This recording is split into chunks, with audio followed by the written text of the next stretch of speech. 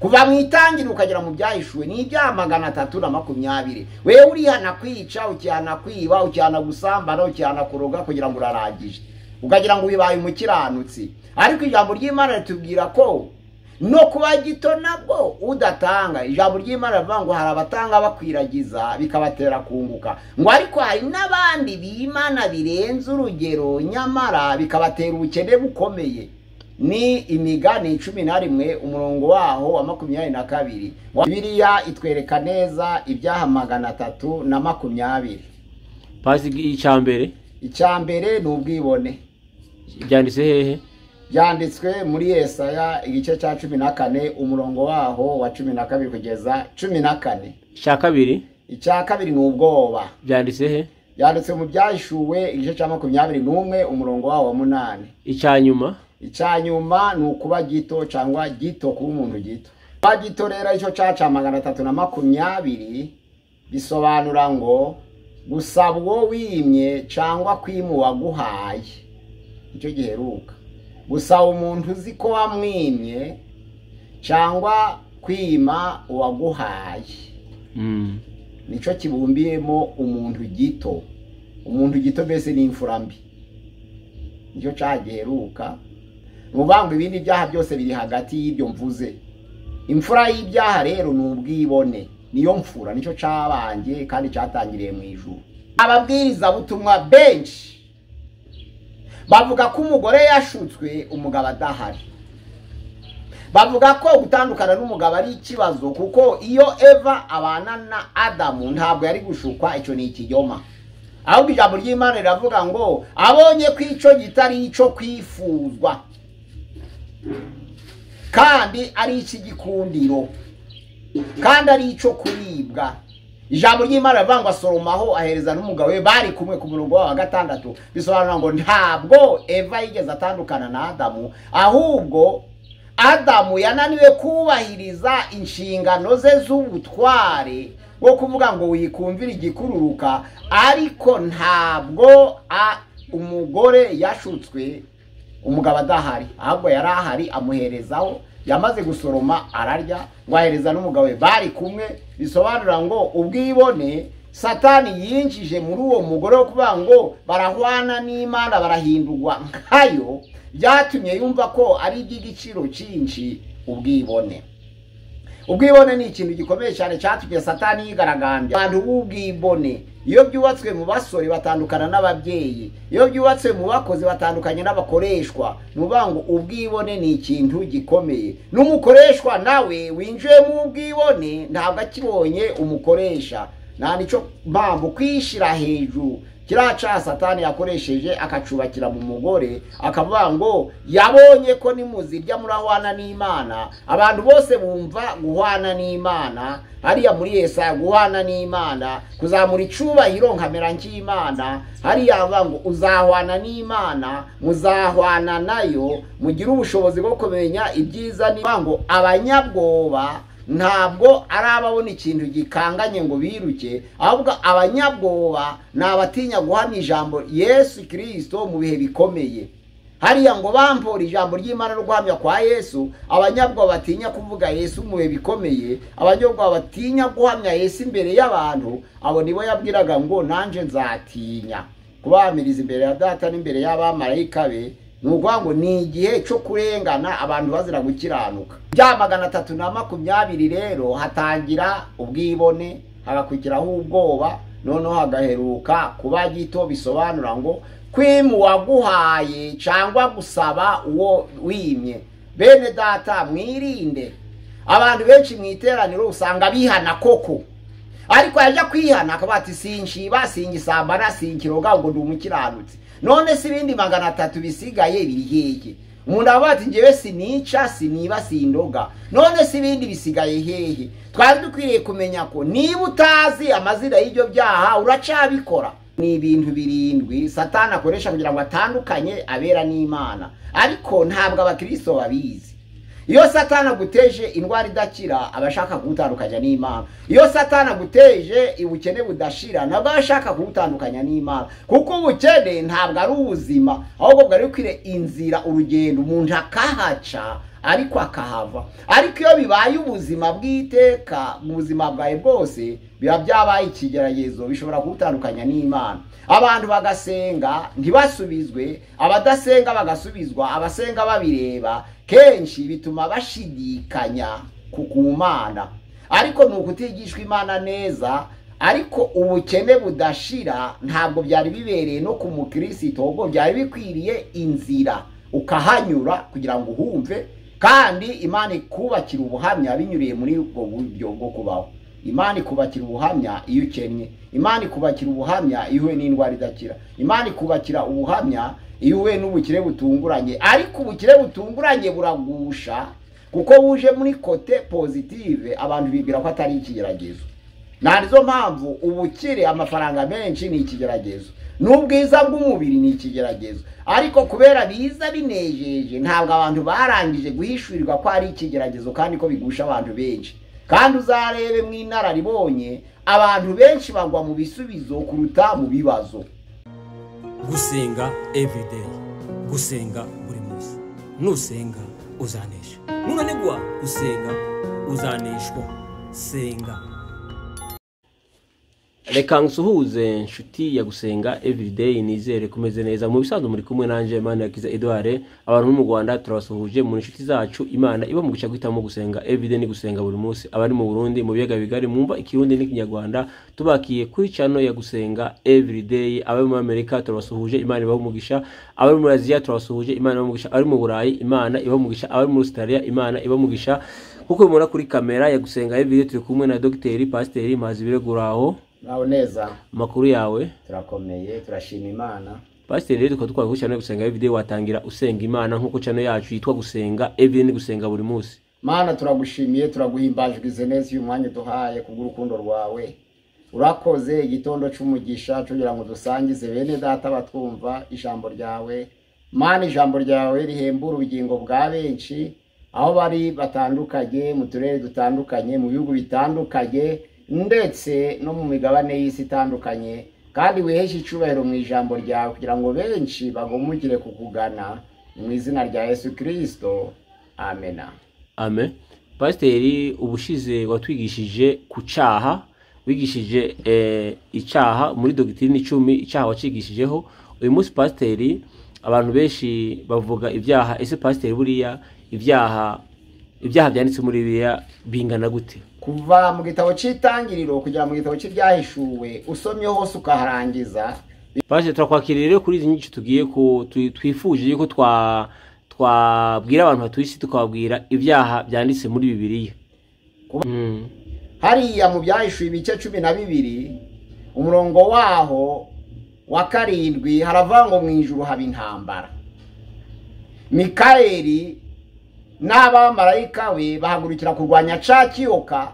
Cakiyoka naco kirwanana n'abamarayika bacu, ariko ijambo ry'Imana riravuga ngo Satani n'abamarayika be ntibanesha, kandi ahabo ntiyabakibonetse. Noneho kijugunya mu isi, kiracibwa. Nico cyitwa nzoka kera na Satani, kiracibwa kijugunya mu isi, n'abamarayika bacu bajugunyanwa naco. Noneho ku murongo wa 12 aravuga ngo numva ijwi rivugira mu ijuru ngo nuko rero wajuru we namwe abari bamo nimwishime, ariko wowe wasi we nawe wanyanja we mubonye ishano, kuko Satani yabamanukiye afite umujinya mwinshi, kuko azi ko afite igihe gito. Nukuvuga ngo icyaha cya mbere cy'imfura n'ubwibone. Ubwibone bwatangiriye mu ijuru kandi buzagwa na Satani. Ubwo rero muri Yesaya hari ahavuga ngo wanyenyeri yo mu ruturuturu we, ni irindi zina ryahawe Satani, ariko na Yesu riramuhabwa. Muri Petero wa 2 igice cya mbere umurongo wa 19 kugeza 21, na Yesu nawe ni inyenyeri yo mu ruturuturu ibandurira mu mitima yacu. Satani nawe ni inyenyeri yo mu ruturuturu. Ijambo ry'Imana muri Yesaya 14 umurongo wa 12 avuga ngo wanyenyeri yo mu ruturuturu we, mwana w'umuseke, ko baguciye bakakugeza ku butaka ukagwa. Haravuga ngo waribwiraga ngo nzazamura intebe yanje isumba inyenyeri z'Imana, nzasa n'isumba byose, nuba ngo Satani yashatse gukora imyigaragambyo. Ahangaha bakoresheje ishusho y'umwami w'i Babuloni, bava ngo umwami w'i Babuloni ugiye guhanwa, ariko Satani bamuvugira mu ishusho y'umwami w'i Babuloni ngo washatse kukuza intebe yawe, waribwira guti zazamuka, nzagera hirengeye ku mpera y'isi y'ikasikasi, nzazamura icyubahiro cyanje ndenge abicu bigarukira, nzahwana n'isumba byose. Ngo ariko uramanuwe, nuba ngo ubwibone ni icyaha gikomeye kuko cyatangiriye mu ijuru. Nta nicyo umwanzi Satani yakoresheje ashukisha Adamu na Eva, kuko ijambo ry'Imana mwitangiriye igice cya 3:1 kugeza ku 5 haravangwa inzoka yarushaga izindi nyamaswa zose zo mu ishamba uburiganya. Yegera uwo mugore iramubwira iti, harya Imana yababujije kurya ku giti cyose cyo muri iyi ngobyi? Umugore yarasubije ngo, imbuto z'ibiti byose zo muri iyi ngobyi twemererwa kuzijya, kereka imbuto z'igiti kiboneka hagati ya ngobyi, kuko Uwiteka yaravuze ngo ntitukazirye tutazapfa. Icyo Satani yakoresheje iyo nzoka, yaravuze ngo gupfa ntimuzapfa, ahubwo Imana yabonye ko nimuzirya amaso yanyu azahweza, mugahindurwa nkayo, mukamenya icyiza n'ikibi. Narizo mpamvu yababujije. Satani yinjiza mu mutima wa umugore ubwibone bwo guhwana n'Imana, kuko ari waganiraga nawe, ariko Adamu nawe yarabyumvaga. Usomye ku murongo we hepfo haravuga ngo umugore abonye ko icyo giti ari cyiza kandi ari cyo kwifuzwa kandi gifite imbuto nziza ziribwa, arasoroma, ararya, aherezaho n'umugabo we bari kumwe. Hariya ni Itangiriro 3:6 ahereza n'umugabo bari kumwe. Nuvuga ngo kwijambo ry'Imana rivuga ngo yari umuririmbyi, kandi izina rye mu ijuru yitwaga Rusofero, kandi Rusofero bisobanura ngo umutwara muco. Yari marayika w'umuririmbyi kandi yari afite ubwiza bwe atandukana nabwo ubwo bamujugunyaga hasi. Ariko ijambo ry'Imana rivuga ngo Rusofero, ni mu Kilatini bivuga ngo umutwara muco. Yari umuririmbyi muri Yesaya igice cya 14 utagiye ku murongo wa 9. Niba ari umuririmbyi akaba afite ubwiza mu bamarayika, akaba afite uwo mwuga wo kuririmba, kandi akaba yaragize ubwibone bwo kuzamura icyubahiro cye kugira ngo ase n'Imana ahwane nayo, ngo nzasa n'isumba byose, byatumye Imana imuhanandura. Ariko babizana mu ishusho y'umwami w'i Babuloni. Ku mwami w'i Babuloni nawe usomye Daniel igice cya 4:19 haravuga ngo Daniel ari kumusobanurira, ari kumurotorera inzozi ze, yamubonye mu ishusho y'igiti ngo cyarakuze, ubushorishori bwacyo bugera ku ijuru. Ariko agiye gusobanura avuga ngo mwami warakomeye koko, gukomera kwawe kurakura, gukomera kwawe kugera ku ijuru, kandi ubutware bwawe nabwo burakura bugera ku mpera y'isi. Bisobanura ngo ishusho ya Satani yanyuriye mu shusho y'umwami w'i Babuloni, ubwibone, gutekereza ko ashaka guhana n'Imana. Ubwibone ni ikintu kibi cyane, ni icyaha gikomeye kuko ari yo mfura mu byaha. Nta kindi ubwibone biteranya abantu, agasuzuguro, ubwibone, umuntu akishira hejuru. Ubwibone ni yo mfura mu byaha. Dusomye hara mu Itangiriro igice cyaho cya 11 turareba ukuntu abantu bamaze kugwira mu rubyaro rwa Nowa byagenze. Bamaze kugwira bagira igitekerezo cyo kwibakira umunara w'i Babeli. Ariko ijambo ry'Imana riravuga ngo baraterana, bakora inama, baravuga ngo twiyubakire inzu izamuke igere ku ijuru, twiremere izina rikomeye. Ijambo ry'Imana riravuga ngo bashaka amatofari hirya no hino, barayateranya, barayakoranya, barayabumba. Ariko ijambo ry'Imana riravuga ngo Uwiteka Imana amanurwa no kureba ibyo bintu. Uwiteka Imana aramanuka. Si uko Imana itabirebaga, ahubwo ni kugira ngo babishire mu myumvire y'abantu. Imana iramanuka. Imana yari mu ijuru, bifuza kubaka inzu igera ku ijuru, kandi ijambo ry'Imana riravuga ngo twiyubakire izina rimenyekane, twe gutatanira ku isi hose. Ariko Imana ibayobya indimi, babona gutatana, niyo nkomoko yo kugira indimi nyinshi. Ubundi ururimi rwari rumwe. Ijambo ry'Imana riravuga ngo bamaze kubwira ara mu itangiriro 11 aravuga ngo bavugaga ururimi rumwe bagakoresha amagambo amwe. Narizo mpamvu bakoze inama bikumvikana, ariko Imana imaze kubera by'indimi baratatana ntibongera kumvikana, umwe ndiyongera kumvikana na mugenzi we. Noneho niho batataniye gukwirakwira ku isi.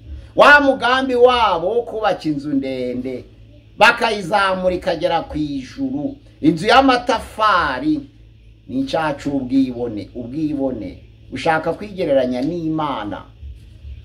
Mu Migani ibice 16 umurongo waho wa 18 haravuga ngo kwibona bibanziriza kurimbuka, kandi noneho rero umutima wirarira hariya ubanziriza kugwa.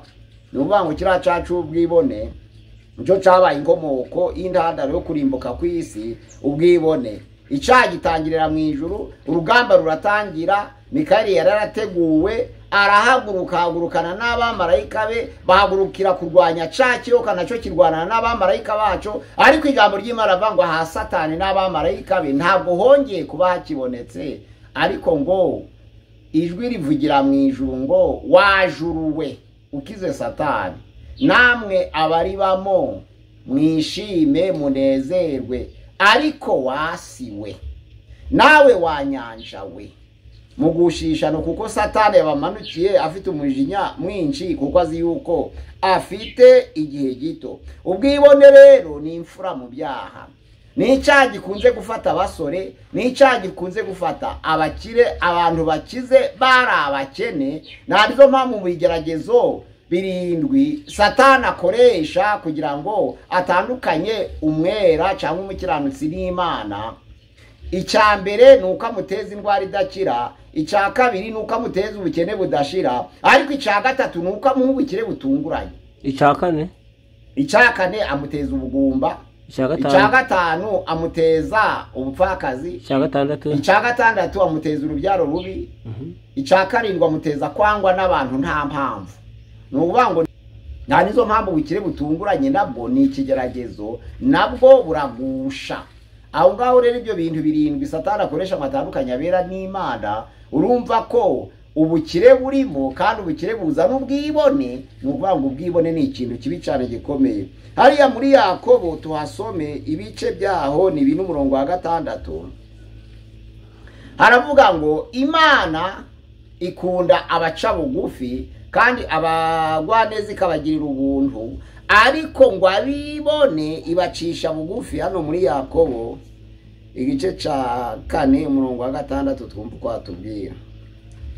Yakobo 4:6 haravuga hati, ariko nubwo bimeze bityo Imana irushaho kutugirira imbabazi, nico gituma ivuga iti Imana irwanya abibone, ariko abicisha bugufi ikabahera ubuntu. Icacu imfura rero ni ubwibone. Bene data mwirinde icacu ubwibone, ni icaha gikomeye kandi ni icaha kibi, icaha cubatse muri Satani. Abibi bitera ubwibone mu mutima w'umuntu. Icaha ca kabiri ni ubwoba. Hariya mu Byahishuwe igice cyaho ca 21 umurongo wa 8 aravuga ngo, Ibyahishuwe 21 umurongo wa 8 aravuga, ariko abanyabwoba n'abatizera n'abakora ibizira n'abicaye n'abasambanye n'abarozi n'abasenga ibishushanyo n'abanyabinyoma bose umugabane wabo uzaba mu nyanja yaka umuriro n'amazuku, aribwo rupfu rwa kabiri. Iki cyacu ubwoba kibaye ku mwanya wa mbere, kuko ari mu itangiriro igice cya 3 umurongo wa 8 haravuga ngo bumva imirindi y'Uwiteka imanuka muri yangobyi mu mafu ya Nimusi. Ariko ijambo ry'Imana riravuga ngo Adamu na Eva bihisha hagati y'ibiti byari muri iyo ngobyi. Ubwo bumvaga imirindi y'Uwiteka, Uwiteka arahamagara abaza umugabo ati, Adamu, Adamu urihe? Aravuga ngo numvise imirindi yawe muri yangobyi, ntinyishwa nuko nambaye ubusa ndihisha, ariko Imana iravuze ngo ninde wakubwiye ko wambaye ubusa? Wagombye kubibwirwa nanjye, wabibwiye nande? Nuvuga ngo bari bamaze kwambara ubusa, ni ingaruka y'icyaha nyine, kwiruka iyo umuntu amaze gukora icyaha. Bari bamaze gukora icyaha, kandi mu ngaruka y'icyaha, imfura mu ngaruka ni isoni. Mu ngaruka z'icyaha isoni rero, mu ngaruka z'icyaha ni imfura, hakakurikiraho kunuka, hakakurikiraho uburwayi, hakakurikiraho inzara, hakakurikiraho intambara, hagakurikiraho noneho urupfu rugaheruka byose. Ariko isoni mu ngaruka z'icyaha nicyo cyabanje. Bumvise imirindi y'Uwiteka rero muri ya ngobyi, bihisha hagati y'ibiti biri muri ya ngobyi. Ijambo ry'Imana riravuga ngo ijwi ry'Uwiteka rirahamagara. Icyo Imana yashakaga kugira ngo Adamu yihane. Urumva bari bamaze kugushwa no gushaka guhwana n'Imana. Icyakurikiyeho noneho n'ubwoba, kwihisha. Bumvise imirindi y'Uwiteka hagati ya bya biti, ariko Imana ihamagaye ntabwo yaje ngo apfukame asaba imbabazi Imana, ahubwo yihisha hagati ya bya biti. Noneho Uwiteka arahamagara kuko Imana yaramukundaga. Kandi ijambo ry'Imana, nubwo icyaha kiba gikwiriye guhanwa koko, umuntu wakoze icyaha arahanwa, igihano kiraza, ariko ntabwo gisibanganya imbabazi. Ariko ibyaha nabyo binabaye byinshi ntabwo bizakuraho urubanza, nubwo imbabazi zasumba ibyaha. Nibyo imbabazi zisumba urubanza zikarwishima hejuru. Niko Yakobo yavuze mu gice cyawo cya 2 umurongo wa 13, haravuga ngo imbabazi ziruta urubanza zikarwishima hejuru. Nuvuga ngo iyo umuntu ahanwe kubera yakoze icyaha nibyo, ariko umuntu wagiriye imbabazi wakoze icyaha aruta uwamuhanishije itegeko. Nizo mpamvu itegeko rirahana ku muntu wakoze icyaha, kandi itegeko ntirishobora kuvaho ko abanyabyaha batavuyeho. Ari muri Timoteyo ya mbere igice cya 1 umurongo wa 8 haravuga ngo amategeko ni meza koko iyo umuntu yagenjeje uko bikwiriye amategeko. Ariko tuzi ko amategeko atashiriho abakiranutsi, keretse abagome, ibigande, abakubita ba se na ba nyina, ibyihebe, abarozi, abagome, abasambanyi, abagabo bendana, abo nibo bakwiriye amategeko. Ariko abo bantu kuko batashize mu isi, ya mategeko aracafite agaciro kayo ku banyabyaha. Amategeko nta ruhara afite ku bakiranutsi. Ku itegeko rihana uwakoze icyaha, ariko utakoze icyaha ntahanwa n'itegeko. Nizo mpamvu mu iherezo ry'imbuto z'umwuka avuga ngo ufite urukundo akagira ibyishimo, akagira amahoro, kwihangana, kugwa neza, kugira neza, ingeso nziza, gukiranuka no kwirinda, ngo ibimeze bityo nta tegeko ribihana, nuko umuntu ahanwa n'itegeko iyo akoze icyaha. Ubwo rero kuko imbabazi ziruta urubanza, hariya ubw'Imana yamanukaga, Adamu yarakwiriye koko kurimbuka na Eva kubw'icyaha bari bakoze. Ariko imbabazi zayo ziza zije kubapfundikira kugira ngo bumve ko baratura bakemera icyaha cyabo. Ntibabashe kubikora. Hari ijambo ry'Imana riravuga ngo Imana ibagiriye impuhwe, ibonye ubwambure bwabo, ifata itungo. Imana yambika umugore n'uwo mugabo imyambaro y'impu, irabambika kugira ngo bahishe ubwambure bwabo. Bashatse kwiyambika, ariko umuntu ntabwo yakwikiza ibyaha, ntabwo umuntu yakwibabarira ibyaha.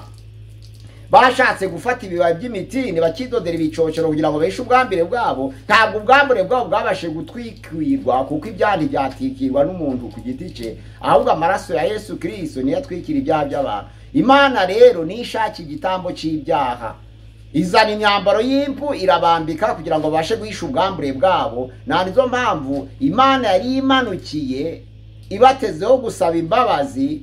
Ntabwo umugambi w'Imana wari uwo guhana, nubwo cyateguwe kugira ngo kizahane abanyabyaha, ariko si wo mugambi w'Imana. Ntabwo Imana rero yanga abanyabyaha, ahubwo yanga icyaha. Nizo mpamvu usabye imbabazi aciye bugufi, Imana iramubabarira. Ariko abantu birinde, nubwo Imana ibabarira baciye bugufi bagasaba imbabazi, imbabazi ntabwo zisibanganya urubanza. Ni ukuvuga ngo buri wese azahagarara imbere y'intebe y'imanza ya Kristo kugira ngo buri wese ahabwe bihwanye n'ibyo yakoze akiri mu mubiri, byari byiza cyangwa byari bibi. Nizo mpamvu ahangaha ntabwo igihano cy'Imana camanutse ari cyo gusibanganya imbabazi. Ariko nubwo Imana yatanze imbabazi igafata imyambaro y'imbi ikabambika, ntabwo imbabazi zisibanganya urubanza rw'iteka. Buri wese azahagarara imbere y'intebe y'imanza ya Kristo.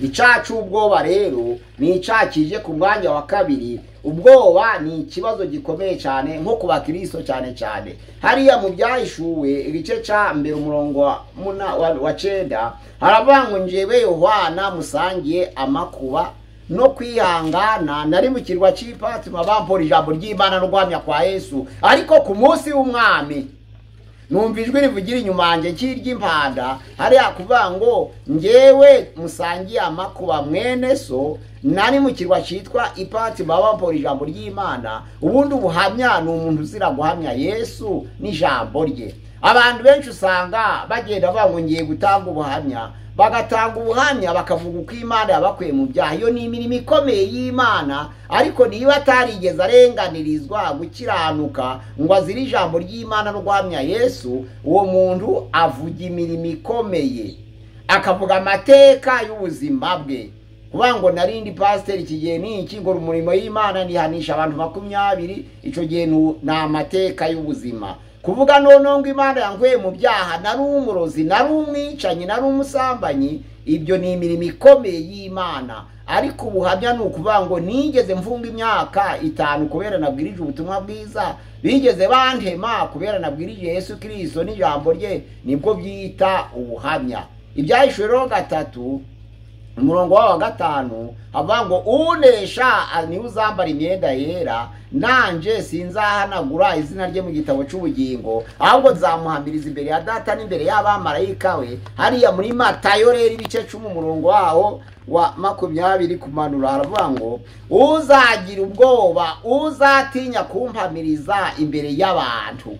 Turi hano ku isi, nanje nzatinya kumuhamiriza imbere ya Data n'imbere y'abamarayika be. Hariya muri Matayo 5 umurongo waho wa 9 avuga ngo hahirwa abarenganizwa gukiranuka k'ubwami bwo mu ijuru ari ubwabo. Na Petero yabisiye maravuga ngo ibyiza nuko mwakubitwa babahaye ubusa kuruta mufite umutima uticira urubanza, kuruta gukubitwa babahora icyaha. Ijambo ry'Imana avuga ngo mbese ni mukubitwa babahura gukora icyaha muzashimwa iki? Ngo ariko nibababaza bakabatoteza babahora ubusa, ngo icyo ni cyo Imana ishaka, kuko Kristo nawe yababarijwe akabasigira icyitegererezo kugira ngo mugere ikirenge muke. Ngo nta cyaha yakoze, nta n'uburiganya bwabonetse mu kanwa ke. Yaratutswe ntiyabasubiza, yarakubiswe ntiyabakagisha, yaritanze yihidacurwa kibera, ubwo yikoreye ibicumuro byacu abibambana ku giti. Ngo ariko imibyimba ye niyadukirisha, bisobanura ngo kwemera guhamya Yesu Kristo mu gihe cy'amakuba nibyo bita ubuhamya. Rero abanyabwoba nico kibananira. Abanyabwoba bavuga ngo ariko abanyabwoba, abasenga ibishushanyo, abasambanyi, abicanyi, abagome, abo bose ngo umugabane wabo ni muri ya nyanja yakuburiro n'amazuku yateguriwe umwanzi Satani n'abamarayika be. Nibwo bwoba bavuga, gutinya guhamya. Hariya mu Bacamanza igice cya 4 turabona intwari y'umugore witwa Debora. Cyari igihe Abisirayeli bari mu buretwa bw'imyaka 20 bari mu maboko y'Abanyakanani, kandi umwami w'Ikanani yitwaga Yabini akagira umugabo w'ingabo witwa Sisera. Debora yari umucamanza, Debora akaba n'umuhanuzi. Noneho rero icyo gihe Debora kuba umuhanuzi bituma ahamagara umwami Baraki, aramubwira ati gwino hano. Aramuhamagara, amuhamagaye aramubwira ati tegura gutabara ukure Abisirayeli mu maboko y'Abanyakanani. Ariko umwami Baraki arasubiza ngo nindatabarana nawe sinzagenda, ariko nidutabarana nibwo nzagenda. Debora yaramubwiye ngo nidutabarana kugira ngo tuneshe Abanyakanani, dukure Abisirayeli mu maboko yabo, ntabwo uzagira icubahiro imbere y'Uwiteka, kuko bizagaragara ko hanesheje umugore, ntabwo bizagaragara ko hanesheje umwami w'Isirayeli. ubwo noneho yarahamagaye Baraki amugira inama yo gutabara kugira ngo bakure ubwoko bw'Isirayeli mu maboko ya Yabini. Ariko ijambo ry'Imana avuga amusobanurira neza, asobanurira Yabini, asobanurira Baraki ukuntu Imana yatanze amasezerano ko izamugabiza Sisera umugabo w'ingabo ya Yabini. Ariko Baraki ntiyabyumva, agira ubwoba. Nibwo Debora yamusekaga aravuga ati sinone nidutabarana hazaba hanesheje nde? Tureba abacamanza hano ice ca 4 umurongo waho nuwa 8 aravuga ngo Baraka aramusubiza ati nuko nitujyana nzagenda, ariko nutagenda nanjye sinzagenda. Nuko Debora aramusubiza ati nukuri tuzajana, ariko rero nta cubahiro uzabona muri iryo tabaro uzatabara, kuko Uwiteka agiye gutanga Sisera ngo aneshwe n'umugore. Kizaba kibaye igisebo kuri wowe niwemera ko turwana n'abanyakanani kandi bakaneshwa n'inje batabaye, bizaba bigaragaye ko hanesheje umugore. Nawe nk'umwami w'ubwoko bw'Imana uzaba ubuze agaciro. Anga rero ijambo ry'Imana riravuga ngo ubwoba ni icyaha gikomeye, ubwoba ni ikibazo gikomeye. Abanyabwoba nabo ntabwo bazagera mu ijuru, niko ijambo ry'Imana rivuga ngo ariko abanyabwoba shobora guhura n'ikintu gikangaye, shobora gutinya kugenda nijoro, icyo gihe ntabwo ari icyaha. Icyo ni ikintu, ni icyaha, ni ubwoba bwitwa peur, ntabwo ari rashete. Hari icyaha cyitwa rashete. Rashete ni icyaha gikomeye kubera b'Imana. Ubwo rero icyaha cy'imfura ni ubwibone. Icya kabiri ni ubwoba. Narizo mpamvu kuva kuri Adamu, kugwa kwa Adamu kwabanjije ubwibone kugira ngo ashake guhanwa n'Imana, yemeye kurya ku giti cyari hagati ya yangobyi. Ariko haza gukurikira ubwoba ubwo yishaga imirindi y'Uwiteka akanga kuvugana n'Imana. Nuvuga ngo umuntu wese wakoze icyaha arihisha. Isoni rero ziba ziturutse mu bwoba yagize. Abantu rero batinya guhamya izina rya Yesu imbere y'abantu. Ijambo ry'Imana riravuga ngo nanjye nzatinya, muri Matayo 10, nanjye nzatinya kubahamiriza imbere ya Data n'imbere y'abamarayika tugeze mu bwami bw'iteka. Abo Yesu azahamya nabashe kumuhamya ku isi. Ubwo nibwo bwoba buvugwa. Wari ukwiye gushakisha ukamenya amazina y'ibyaha biboneka mu byanditswe byera, batanga bakwiragiza bikabatera kunguka. Hari n'abimana birenze urugero. Ariko ahangaha kuvuga ngo kuba gito nungusaba wowe wimye cyangwa kwima uwaguhaye. Bene data, murebe mushakishe kumenya ni ibihe byaha bibabaza Imana bikorerwa hano mu isi. Ese kuvuga ngo udasambara ntiyibe ntaroge ngo ni umukiranutsi, ese uwanga mugenzi we ari? Ese utishimira mugenzi we ari hehe? Ese abanegurana bari hehe? Ese abava mu masezerano bari hehe? Ese abikakaza bari hehe? Ese abakunda amafaranga bari hehe? Abo bose ni ibyaha biri hagati y'ibyo navuze. Nuvuga ngo hagati y'icyaha cya mbere cy'ubwibone n'icyaha giheruka cyo kuba gito harimo ibyaha 318. Byose hamwe rero ni 320. Imana yacu dusange kandi babarira abanyabyaha, yirengagize ubwoko bw'ibyaha. Nzi ko Imana yirengagiza n'ubunini bw'ibyaha cyangwa se ubukana bw'icyaha, ahubwo Imana ikarebera abana bayo mu maraso ya Yesu Kristo, kuko Imana ntiyanga abanyabyaha ahubwo yanga icyaha bakora. Narizo mpamvu muri Ezekiel 33 ku murongo wa 11 bavuga ngo ndirahiye Uwiteka, ntabwo nishimira ko umunyabyaha apfa, ahubwo nishimira ko umunyabyaha wese agaruka akava mu ngeso mbi akaza nkamukiza. Imana rero ishaka ni ukuturebera mu maraso y'umwana wayo, umunyabyaha akaza Imana ikamukiza. Cyakora utazaza we Imana yarambuye amaboko, ariko utazakoraho uwo ni wo kurimbuka. Niryo jambo ry'Imana rivuga ngo kuko Imana yakunze abari mu isi cyane byatumye itanga umwana w'ikinege kugira ngo uwizera wese atarimbuka ahubwo ahabwe ubugingo buhoraho. Nukuvuga ngo uje Imana iteza amaboko, ukozeho arakira, ariko utizera azacirwaho iteka. niko muri Mariko 16 umurongo wawo 16 baravuga ngo ariko uwizera akabatizwa azakizwa, ariko utizera azacirwaho iteka. Ndasabira bene data bari mu duce dutandukanye kugira ngo mwizere. Yesu arambuye amaboko ashaka ko buri wese abona ubugingo. Nta nizo mpamvu, ntabwo ari agahato, oya, ahubwo Imana ishaka kugira ngo wakire n'umutima umenetse, kandi wakire ku bushake bwawe niba ushaka ubugingo buhoraho. Imana idufashe kandi dukomeze twirinde icyaha cy'ubwibone, twirinde icyaha cy'ubwoba, twirinde icyaha cyo kuba gito, kugira ngo tuzaragwe ubugingo buhoraho mu izina rya Yesu Kristo umwami wacu, amena. Pasiteri, dukiraho, ese pasiteri ushobora kuzadukorera sarabisi y'ibi byaha 512 ushobora kuzadukorera? Ibyo byambonye komande nazabikorera, uzabyifuza, ntaho nabitanga ku gahato. Ariko uzabyifuza nazabikorera, iyo serivisi twarayisezeranye. Imana guhumugisha pasiteri. Abifuza inyigisho sarabisi byahishuriwe Yohana mwakandika kuri nimero ya gusenga everyday muraza kubona munsi. Abifuza doctrine inyigisho shingiro mwazibona kuri gusenga everyday. Abifuza igitabo cha Danieli mwabibona kuri gusenga everyday. Abifuza amateka y'itorero ndetse n'izindi sarabisi mwifuza mwazazibona mutwandikiye kuri WhatsApp ya gusenga everyday. Imana guhumugisha pasiteri, wasoza usenga Imana. Mwana ndagushimiye, ndaguhimbaje kubw'ijambo ryawe, ugize neza kuko wabaje natwe. Paulo ari imbere y'umwami Agripa, iwe wenyine wabaye intwari, amureba bahanganya amaso ku maso kuko yarashize amanga. Kandi ijambo ry'Imana rivuga ngo nico gituma mbabazwa ntya, nyamara singira isoni ko nzo nizeye uwo ari we.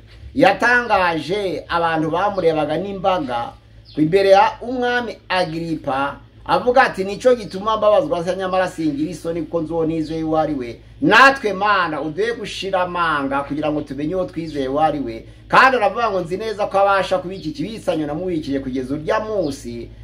Mana nsabiye bene data bumvise ubutumwa bwiza, twirinde dusenge Imana kugira ngo idukize ubwibone, dusenge Imana kugira ngo idukure mu bwoba, tubashe guhamya izina rya Yesu dushize amanga. Kandi twirinde kuba gito kugira ngo umwami nugaruka mu bwiza bwawe usange twese twiteguye kugusanganira, kugira ngo tubaramu ubwami bw'iteka mu izina rya Yesu Kristo umwami wacu, amena. Murakoze cyane, turabashimiye inshuti zacu za gusenga video. Twasaba kugeza ubutumwa ku bandi, ku nshuti zawe, ku bavandimwe, mu magurupe, ku ma Facebook, kugira ngo ubutumwa bushishikare bwamamara. Ikiganiro naho ubutaha. Turabashimiye, Imana ibahe umugisha. Shalom shalom. Gusenga everyday, gusenga buri munsi. Nusenga uzanesha, nunanigwa gusenga uzaneshwa. Senga.